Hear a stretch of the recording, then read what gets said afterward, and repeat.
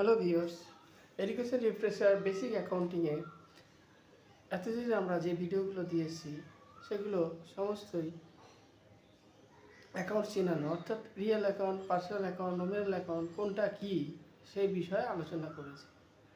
আজকে যে টপিকটা করব সেটা এক ধাপ এগিয়ে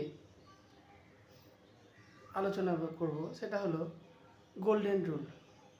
আমাদের অ্যাকাউন্টস চিনলেই হবে না, অ্যাকাউন্ট আইডেন্টিফাই করলে হবে না, সেটাকে ডেবিট ক্রেডিট নির্ণয়ের জন্য যে রুলসটা আমাকে ফলো করতে হয় সেটাকে বলবো গোল্ডেন রুল।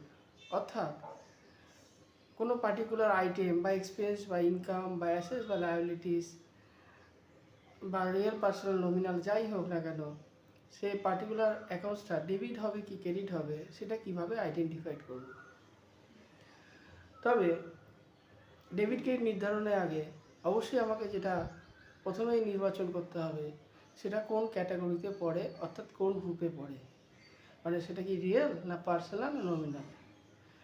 তো আশা করি তোমরা সেই ক্যাটাগরি ওয়াইজ ভাগ করাটা শিখে গেছো তোমরা। তার ভিত্তিতে এখন যে বিষয়টা আলোচনা হবে সেটা হলো গোল্ডেন রুল এবং নমিনাল অ্যাকাউন্ট। অর্থাৎ নমিনাল অ্যাকাউন্টে যদি কোনো আইটেম হয় সেটা কখন ডেবিট হবে কখন ক্রেডিট হবে সেটা আমরা আলোচনা করব। তবে এটা মনে রাখবে যে তোমরা ডেবিট করো বা ক্রেডিট করো যাই করো না কেন, তোমরা আগে নিজেকে অ্যাজ অ্যান অ্যাকাউন্টেন্ট হিসাবে ভাববে এবং তুমি প্রতিষ্ঠানে অ্যাকাউন্টেন্ট হিসাবে কাজ করছো এবং প্রতিষ্ঠানটা তোমার নিজের এই দৃষ্টিভঙ্গি থেকে তোমাকে এগাতে হবে। যদি সেই দৃষ্টিভঙ্গি থেকে ভাবো তুমি সহজেই ডেবিট বা ক্রেডিটটা বুঝে নিতে পারবে। যেমন ধরো আমি যদি বলি রেন্ট রিসিপ্ট, তার মানে আমাকে ধরতে হবে রেন্টটা আমি পেয়েছি বা আমরা পেয়েছি। যদি বলে কমিশন পেইড, তার মানে আমাকে ধরে নিতে হবে কমিশনটা আমি বা আমরা পেয়েছি। সেই রেসপেক্টে তুমি যদি ভাবো তাহলে গোল্ডেন রুলে ডেবিট ক্রেডিট নির্ধারণ করাটা খুব একটা কঠিন বিষয় হয়ে দাঁড়াবে না।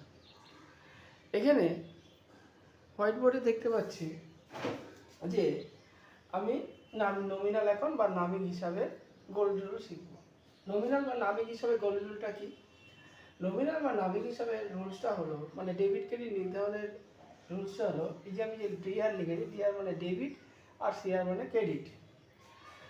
ডেবিট ক্রেডিট নির্ধারণের যে সূত্রটি সেটা হলো, ডেবিট নির্ধারণের সূত্রটা হলো এক্সপেন্সেস অর লসেস, বাংলায় যেটাকে বলে ব্যয় বা ক্ষতি সেটাকে ডেবিট বলবো।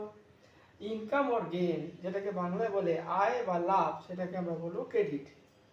যেমন ধরা যাক এখানে আমরা বলছি স্যালারি পেইড।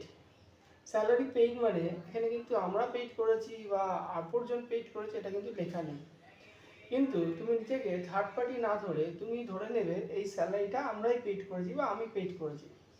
তো আমরা প্রতিষ্ঠানে অ্যাকাউন্টেন্ট হিসেবে যদি ভেবে নিই স্যালারি আমি পেইড করেছি বা আমরা পেইড করেছি, তাহলে এটা আমাদের দৃষ্টিভঙ্গিতে কী হবে, আমাদের নজরে আমাদের অ্যাঙ্গেলে এটাকে হবে খরচ, এক্সপেন্সেস। যেহেতু নমিনাল অ্যাকাউন্টের মধ্যে পড়ে, স্যালারি কোন গ্রুপে পড়ে, নমিনাল অ্যাকাউন্ট। এবং নমিনাল অ্যাকাউন্ট কাকে বলে, কোনটাকে কেন নমিনাল অ্যাকাউন্ট বলবো, সেগুলো যদি জানতে চাও তাহলে আমাদের আগের ভিডিওগুলো একটু ফলো করো। তাহলে স্যালারি এখন আমি বলবো নমিনাল অ্যাকাউন্ট, এবং স্যালারি যেহেতু নমিনাল অ্যাকাউন্ট তার মানে কি স্যালারি এখানে আমি পেইড বলছি। যদি পেইড নাও বলে, তোমাকে যদি বলতো স্যালারি, একটা স্টেটমেন্ট আছে পেইড স্যালারি, নর্মালি দেখা থাকে পেইড স্যালারি বা স্যালারি পেইড, বা অনেক সময় তোমাদের কিছু ট্রায়াল ব্যালেন্স পরে করতে হবে সেখানে শুধু স্যালারি কথাটা লেখা থাকতে পারে, ঠিক আছে। তো নমিনাল অ্যাকাউন্টে যেটা একটা সাধারণ পদ্ধতি মনে রাখবে যে যদি কোনো কিছু না লেখা থাকে পেইড বা রিসিভ, তার মানে একটা পেইডই ধরবে, বোঝা গেল। তো আমি যদি এখানে স্যালারি পেইড নাও লেখা থাকে আমি যেটাকে পেইডই ধরবো, আর রিসিপ্ট হলে অবশ্যই সেটা উল্লেখ থাকবে বেশিরভাগ ক্ষেত্রে, হয়তো কিছু ব্যতিক্রম থাকতে পারে।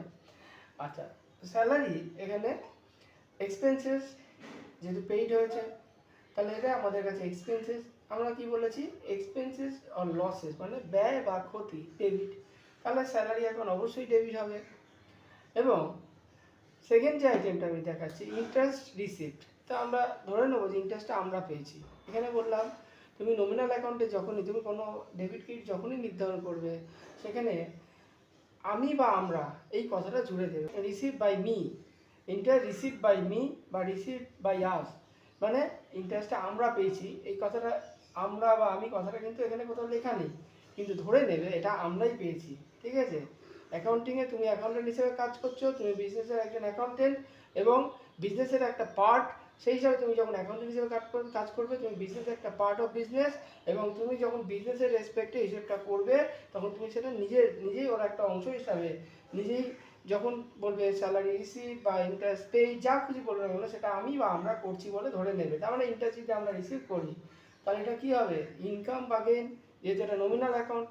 আমি আগে ধরে নেবো যে ইন্টারেস্টটা কি, নমিনাল অ্যাকাউন্ট, নমিনাল অ্যাকাউন্টের রুলসটা কি, ইনকাম বা গেইন ক্রেডিট, এবং সেই হিসাবে এখানে ক্রেডিট হয়েছে।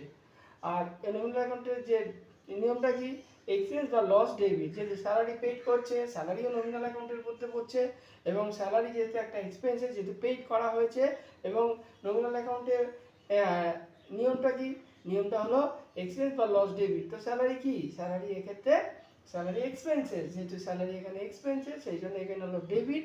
আর এখানে ইন্টারেস্ট রিসিপ্টটা কি, ইন্টারেস্ট রিসিপ্ট হলো ইনকাম, সেই হিসাবে এখানে হলো ইনকাম বা গেইন ক্রেডিট।